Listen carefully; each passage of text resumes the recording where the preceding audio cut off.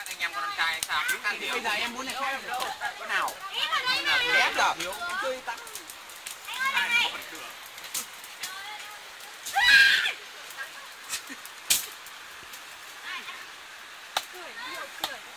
Vâng ơi, em ướt hết quần chưa? Em ướt hết rồi. Thế thì em không phải lên đây nữa đâu. Tí nữa mong cái Phương thảo nào cũng chín tồn tan. Thế này là đã thịt mông.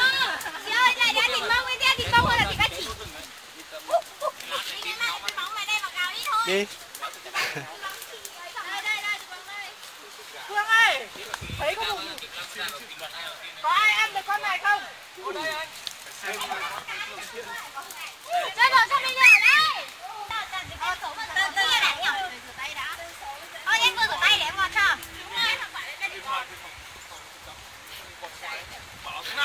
Chụp ảnh kia.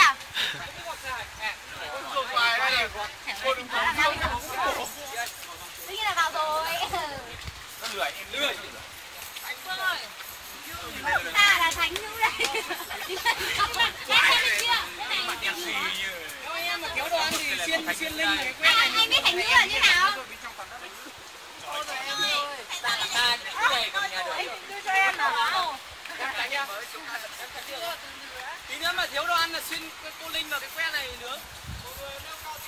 Của cô. Rồi. Anh hơi cho nó khô cái đó. Em ơi, anh của cây đẹp thế.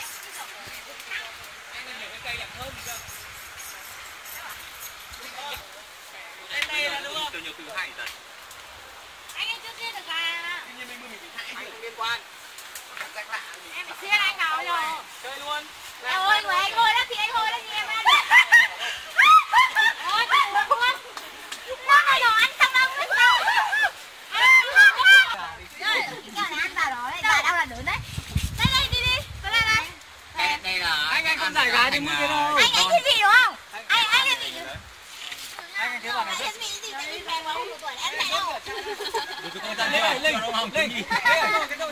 chưa được đi vào cửa. Tiếng nghe có được ăn kẹo. Em rất là xinh. Anh cứ gì đó chứ thật đi. Nhưng mà anh lại thích quả đóng bằng mình. Mày mời anh nghĩ kiểu gì ạ? hối lộ trời. Lúc giờ còn đến đâu cho có xoài sao ấy. Để cả bỏ đi ăn cho con. Đúng rồi, gọt lâu lắm chị ạ. Mình rửa hàng ngày mới giòn. Ở suối là rửa nó lúc đầu nó khử hết rồi. Thật mà. Được rồi, nốt quả này. Yên tâm đi, đứa nào về bệnh hay sán thì tự lo. Em phải cắt ra miếng này cho đỡ. Đầu đâu nhỉ? Đầu gà đâu. Đỡ. Nướng than đúng không? Em ấy dỗi em không nói rồi. Nướng lên, cho vào nướng lên một rồi. Em nướng lên. Mắc cái bệnh gì mà người ta nói không hỏi không trả lời. Nướng cái này tí nó có xoay được không nhỉ? Thế không gặp người lớn để hỏi không xoay người ta hỏi trả lời. Mà ăn cái gì mà nó tâm như thế này mà không đâu. Ăn nhiều lắm mà. Nhiều lắm tụt cả lưỡi lại. Ok, chiến đấu đi. Còn ta vị anh ơi, cái gì cũng dỗi cái gì làm được gì đâu. Gì cả. Hết rồi. Nhanh lên. Bây giờ ở nhà là phải chơi thức tao về. À chết rồi, quên mất là phải có cái gì quạt. Hai đứa này tao để điện thoại một tuần, tao nói mày nhá. Sao chưa để anh nói nào? Lấy cái gì để quạt? Cái tiền giỏi bên trong khối không? Cột ở đấy cho ngồi đấy giờ. Mát lắm nhỉ? Vẫn mát à? Cái gậy của anh sao lại ngơ hết thế à? Cái này anh nhặt đây ạ. Anh lắm. Nhạt nhanh. Mẹ. Còn ai? Hai anh em cầm gậy bây giờ không phải em là anh à? Có hai người khỏe. Khỏe. Khỏe. Thôi anh đi còn làm gì đó thì. Vì con đâu, 5 con nó không bị thế đâu. Anh bảo là chốt vào. Đúng rồi. Đây, cái này khó quay mà. Chốt là cái gì? Khi mà dây thép không có. Đây, anh phải cầm cái bóc phát đâu. Đây. Để ghim rồi. Em đi đứng qua đấy, em đứng này đâu. Quay xoay cho nhanh. Xin em bao nhiêu? Đợt chơi mình chia đây bạn này chơi thương. Nó chưa bị ăn vào, nó còn sức lắm. Qua lên phây sao? Sao rồi chuyện chi vậy? Xuống đi chị đang Sao xuống. Chị nó to. Em xin lỗi chị nhưng mà mẹ em bảo là cửa là hư. Anh này nhớ đến hồi xưa ở nhà ta hay dán mỡ nhỉ? Tôi là lòng người ta. Chạy ra lòng rau này kéo đấm vào tay người ta. Dao nhá, dao nhá.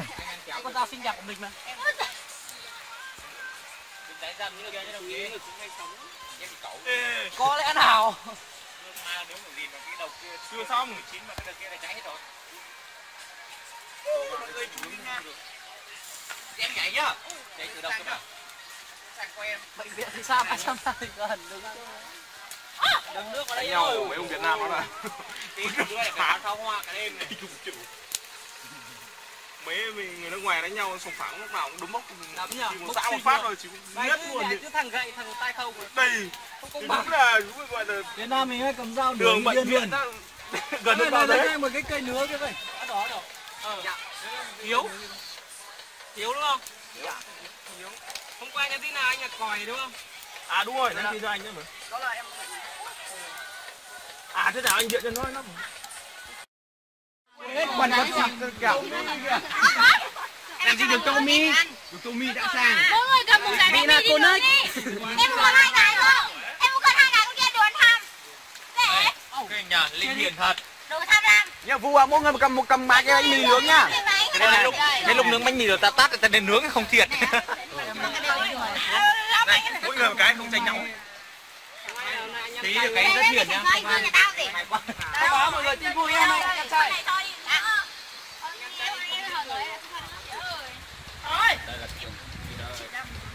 Vãi trong nướng bánh mì để đất kia.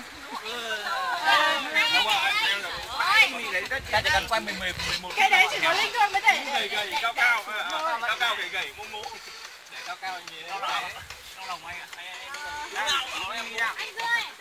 Không mà độc đó. Đồng chí nào nướng xong anh nướng tiếp nhá. Còn cái nữa, vẫn còn chục cái nữa. Nướng xong bánh mì thì chỉ mong chỉ Nhất chi là mong có biên. Sao là nướng bánh mì có mùi thơm. tụt anh thấy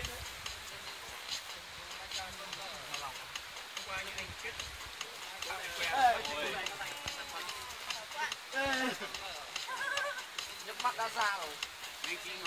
Cầm miếng thịt ăn mà thấy cháy nước mắt thì bố. Phải đưa 2 đứa kinh tế nó gian lận là phải. Anh cười nhỏ. Anh bây giờ anh em mình lên. Mọi người, em mỗi người được 40.000 nhá. Huyền gì Huyền? Anh cần biết đầy đủ không? Có. Nguyễn Thị Thu Huyền luôn. Học trường nào? Kinh tế à? Có cái phao câu cắt mắt này không Mọi người tí nữa mỗi người đưa em 40.000 nhá. Lấy que đẩy ra.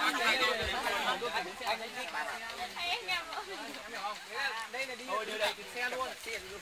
Cháy rồi nhỉ? Rồi nhỉ? Anh ơi, đừng ơi, cái này cháy rồi. Em đang quay cái đầu kẹo này ăn. Chín rồi, anh em mình nhìn nhỉ? Ra trời hay cảm động thế. Trời ơi cậu ơi, cậu phải nói là Mình đi chơi trời cảm động rơi nước mắt đi. các ông rượu. Ăn ở đây. Sao rồi? Thế mà mình ngồi đâu? Đây rồi mưa lắm. Ôi trời tí còn tắm mà ngồi đây thì mỗi người ngồi chỗ à ăn. Ở đây mọi người ngồi chỗ đấy. Không ngồi ra kia vui hơn anh ơi. Kệ nó. Cái đường nào nó chả tắm mưa ngồi cho Lúc nó vào ăn đau bụng chết. Kệ nó đau bụng nó có mệt sức đâu. Mưa đây cậu ơi, mưa đấy. Không biết gì không? Mưa mà. Đi đây đứng cao rồi đây. Anh em ngồi đây mà này. Ngồi đây còn tính ngồi. Để đây này để ngồi quanh quanh thôi. Không còn đấy. Ngồi góc à? Không được đâu. Anh đi đâu lại lấy đấy.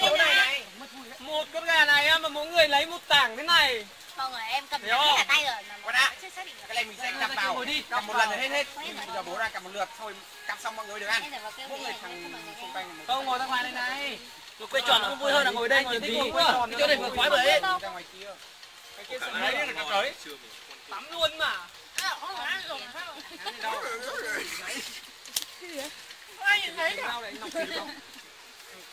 Bánh mì ở đây một Không trắng đâu, kiếm đây 2 con nào. 2 con để lọc thịt. Đây rồi sao đây rồi? ở mỗi cái máy quay mà anh nhìn như thế là xong rồi anh nhìn em. Quay đội bên kia đi, đội bên này nó ăn bụng. Đây này, nhân vật chính này, đây quay đây. Đấy đừng có đưa nữa, đưa lại phải ăn. Đứng bên hiện trường. Đưa đây con đi.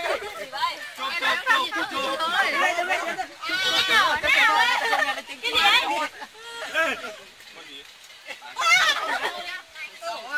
Làm gì đâu có con rắn nó to thế mày. Con này không, con này con là con. Đấy là cái con bọ que đấy mà. À đúng bọ que. Con đấy. Làm gì phải sợ. Nó ra ngăn mãi. Ôi ngon. Không nói được. Cái này con nguội đã. Đưa con gieo con để Phương ấy đi. Chỉ có tin tưởng. Cái này con ra đây thế thịt này. Em chỉ tin anh Phương thôi. 3 con này làm cái gì? Em mang đến đây. Nhân tệ không cầm này nữa cầm này. Nó sạch chứ nó có phạt này. Túi bánh mì đâu nhỉ? Anh ơi, túi bánh mì. Ôi cấm vứt rác vào bãi. Em tưởng anh Đây một tô này. Giết mấy cây đi. Sao rồi? Một tô anh em ạ. Đây tao đây đấy. Lúc ăn nó đừng có to thế. Rau trắng đâu? Anh Dương Tao Dương cầm hết rồi. Con ma đao tự kiếm của em ấy. Đây từ anh đây rồi. bỏ ra để chặt cái dây nữa. Khỏe lên em. Mạnh dạn lên. Còn rất nhiều than nha, tí nữa mình cú cái bắt cá mới nướng. Anh mình sẽ chinh phục đỉnh. Không may, bà đi tắm ở đâu đấy chứ tháng mày. Ngoài đây đi ngược suối lên kia thôi. Anh chỉ có cái người kiếm nhá, nó bảo em thì không xẻo thôi, chỉ có một cái bánh mì thôi. Mình nhắm mục đích mình đi đây. Đây em xẻ thịt. Đây tao dùng cho, lấy cái bao tay. Trong này nghỉ học cái gì? Bao tay địa phương nữa. Kiếm thêm nhá. Anh Dương ơi. Mà Phẫu thuật đó. thôi đi em cương đi. Mấy người. Mỗi con gà bao nhiêu? Ôi hết rồi. Chết rồi. Chưa chín rồi. Chín rồi. Xương tỉ nó không ngại đó. Xẻ lên trên này, theo thớ nó. Kéo theo thớ mà Dương. Từ từ ơi, sao lại mở lên bình tĩnh. Cái bằng ra lùi ơi. Ôi. Ôi mẹ ơi. Em đã có kinh nghiệm trong việc này. Nhìn chín chưa? Hello, đây, đấy. Xương. Xẻ xấu này á. Xẻ cân thì 16, bây giờ chỉ cần dậy thì bạch ra là ăn thôi. Mà to thế nhỉ? Ôi rơi cả một miếng thịt xuống dưới thôi. Đâu? Đâu? Lá cây thôi. Lấy ra không để em Sáng đi xẻ xa xong. cho nó thoáng đi. Ôi, trời ơi, mình thích nhất là một khoản xẻ thịt. Đồ chết, cái quần áo mặc rồi. Như kiểu nó giết người rồi ý. Tôi thì đã chuối anh ơi. Cắt lên cho nó xé tay em. Dài. Em thích giết người hả mà? Em muốn giết người nhưng chẳng phải đi tù ấy. Khánh Đường. Ai ăn bảo Đi hết. lâu ngắn hoài nhá. Đi lâu. Đây còn đang chạm Bây đá. giờ cứ ấy thịt đây đã, tí nữa. Ôi.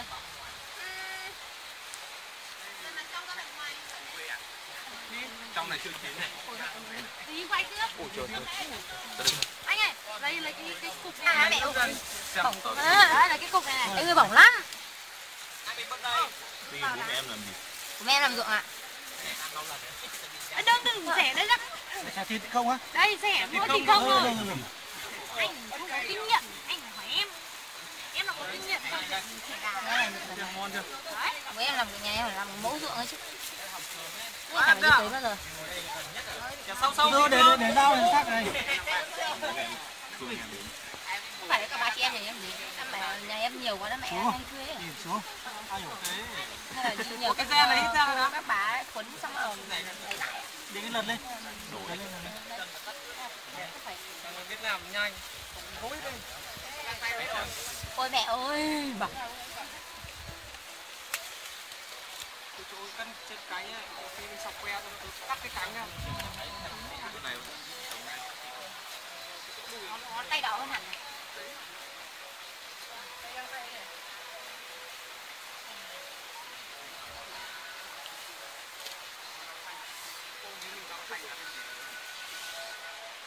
Lúc nào cũng làm không có một nữa.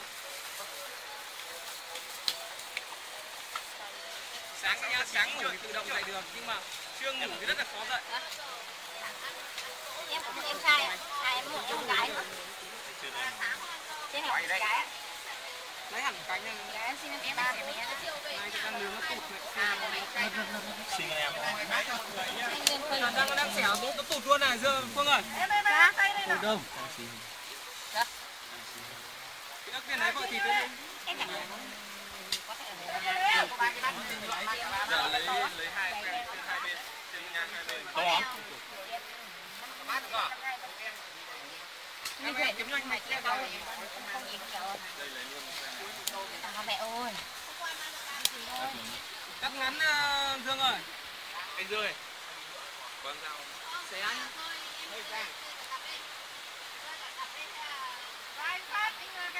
Xương vứt thử nha. Bắt đầu được. Nhắc hẳn lên. Rút hẳn que ra Phương ơi để thằng nào cũng phải xuyên que lại. Ôi đổ hết. Hai mua cái chuột ngon nhỉ?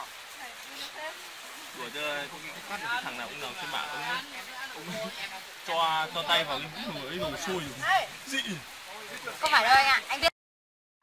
Anh em chơi ít thì cái nhà là nhá. Đâu ra lắm này. Gọi điện cho bố cho mẹ đi. Nhà gần đây có mấy cây. Một tưởng gì nhạt đây. Nhưng mà phải làm cá thì cho nào bác. Ao đẩy cá. Ao đuổi bình thường. Chia đi, chia đi. Cá chết. Đã đi chơi hôm nay đi chơi phải chơi hết ngày. Nếu mà về sớm sớm tí nữa đưa lên hồ Miếu chơi. Đâu? Chú cứ tưởng anh chưa biết hồ Văn Miếu. Vâng. Anh biết rồi á? Anh chưa biết đấy. Người lớn Còn cô đơn. Đừng sống bao. Chị ơi, cô đơn. Hồng Quốc ạ. À sáng sáng. À sáng sáng. anh đã. Ôi, à sáng sáng. Anh ăn luôn rồi đấy. No. Đi gọi con mèo nhỉ? Tao học cái đấy là con mèo mà. Con đâu nữa. Đi xương nó này qua. Xương nó này qua. Trời ơi, nào gì nào. Nào cái gì nào. Đâu thôi đi. Nào. Một thôi, không phải một chiếc là. Em chỉ có Mình xin. Đây một chiếc nữa. đây em phải ăn như thế này. Một chiếc thôi. Đây có một chiếc rồi. Hai tưởng tượng ở đây cho nó ăn được ít. Ở trong tảng. Ngồi đâu? Bữa nào ăn tự nhét quay cho mình nhét. Nào, nhớ cho em ngồi vào giữa em được nhiều. Mấy đứa cái lại ngồi đi Thúy. Mọi người thay xe cho ngồi đi. Vâng, ngồi đi. Cái gì đấy nhỉ? Giấy nữa đó. Ô thế sao lại cứ đứng thứ bánh thôi? Một tí đã. Chỗ nào còn chỗ ở đấy anh ngồi vào. Ngồi giữa mâm đi. Anh nào vậy? Ngồi đi em. Cái gì đấy? Đừng làm việc riêng nữa. Chưa ơi. Chị ơi, hết bác rồi. Vâng. Mi này, có cá nhân cầm này. Đây có mèo. Ở đây. Cứ ngồi vào đi, mình ngồi sau. Đây thịt động nướng này. Thịt luôn đấy này. Cái nồi như nướng. Em không ăn cái Đói quá. Đứa nào mà mai báo tin là em bảo là đứa ấy ăn nhiều nhất. Anh bảo là anh ngồi đây. Em nhìn thấy mày. Báo tin đâu không nữa. Anh cố nhịn anh báo cuối cùng. Thế là chúng đấy là fan hết với tất cả hiệu thuốc đấy. Hiệu thuốc nào em chở ngay. Em bán nó thành tiền này gấp. Còn bán thuốc cho người này. Bán thuốc gì thì bán thuốc về Nói chung làm nào chứ mà cái người chú đừng có để chú phải đi cấp cứu ở bệnh viện này. cái đó đâu nhỉ? Chú này nặng lắm rồi. Con đứa đông dương. Con Thành là chuyên gia đóng quảng cáo về tiêu hóa.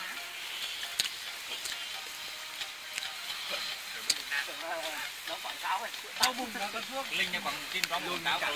Em ăn một việc còn chứ đấy. Ôi, anh nói thật đấy. Anh Mạnh trên quảng cáo cái sữa tắm. Đây, bằng chứng cánh gà. Anh quảng cáo sữa tắm mà em tắm bao nhiêu? Thôi, anh Mạnh ơi. Anh cứ tự nhiên nói tiếp đi. Đâu em tắm thấy rồi. Đấy cái rang rồi, ăn hết rồi, chẳng nói làm gì. Ra họ thử máu xong rồi em ra nhận cái bình hiến máu ấy. Cái còm nó cũng xem kim nó to, kim to cái tầm cuối em làm tạt em gì vậy? Bây giờ mọi người đi đâu? Nhìn rõ luôn. Trong kia còn cái gì không? Xong rồi đến năm thứ hai. Được cái thằng ở phòng đi, xong nó bảo Biên. nó mới biết là Trong kia còn cái gì không? Bọn này nó gọi lại tôi. Hả? Và lên trên đấy nếu mà tắm thì hẳn lên đấy, còn không tắm thì đừng lên đấy, đi đến cái đoạn trên này đầy vắt. Đeo ơi. Ăn cả bác. Đi thăm rét lắm đừng tắm. Tắm rồi về cảm lại. Đấy, bắt Tắm đưa lên không tắm. Mày thương tao mà. Em tắm thì cái bắt đi được xong. Ô thương mày trước tao không còn. Không phải cái cửa thứ ba là cái cửa cao chót mắt. Em chưa lên em chưa biết. Đấy, anh muốn lên đấy. Bây giờ em muốn lên mà, tuy nhiên muốn đi lên thì em hết. Đi hết nhá. Ăn lò lên đấy còn đội mình về chưa? Có xa lắm. Tao về trước thịt gà. Đúng rồi, thằng Biên về trước thịt gà thì mày về tẹt.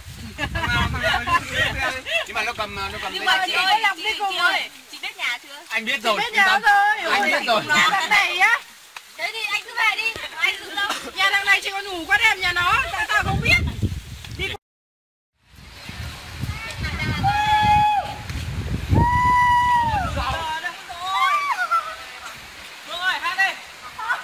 Rừng núi cao tay lùi lại phía sau.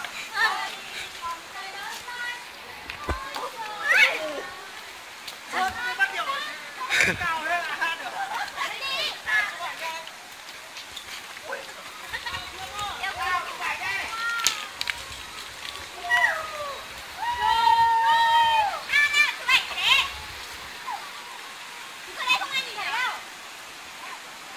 Anh ra cho thầy bói đi.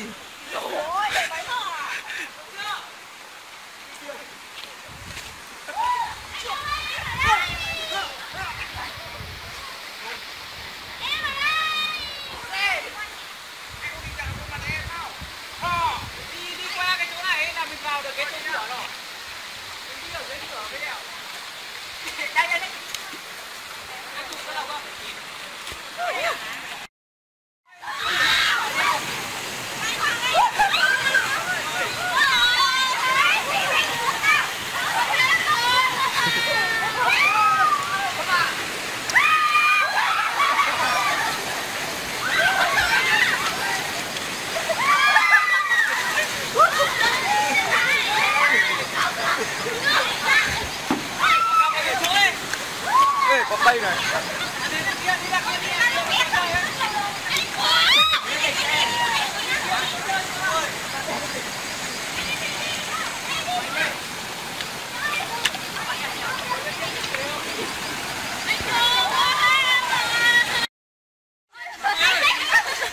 Lên chơi đi.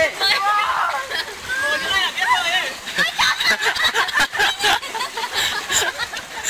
Ngồi đi.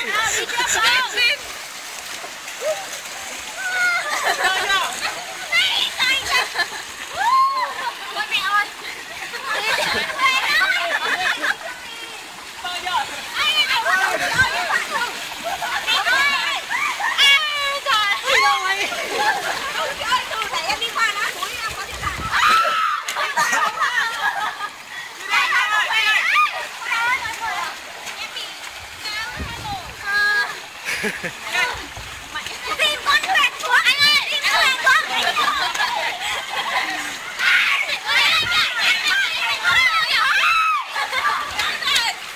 Đi đã.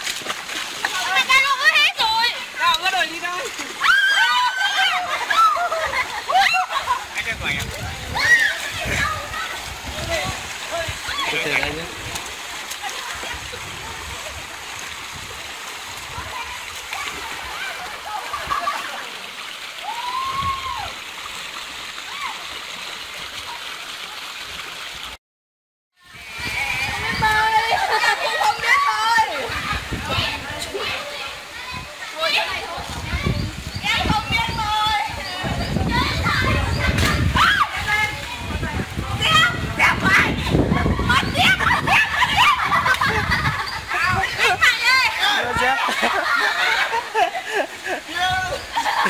Cứu tiếp, cứu tiếp.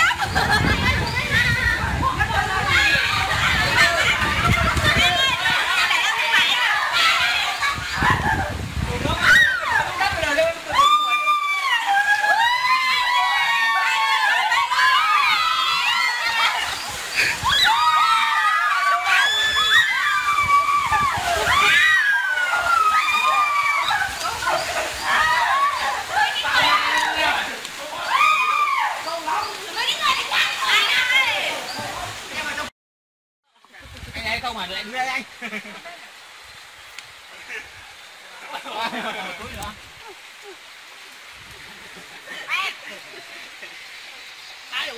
Em móc cho. Ôi đừng có quay. Đừng. Củ đào, củ đào. Đây để em lấy cho.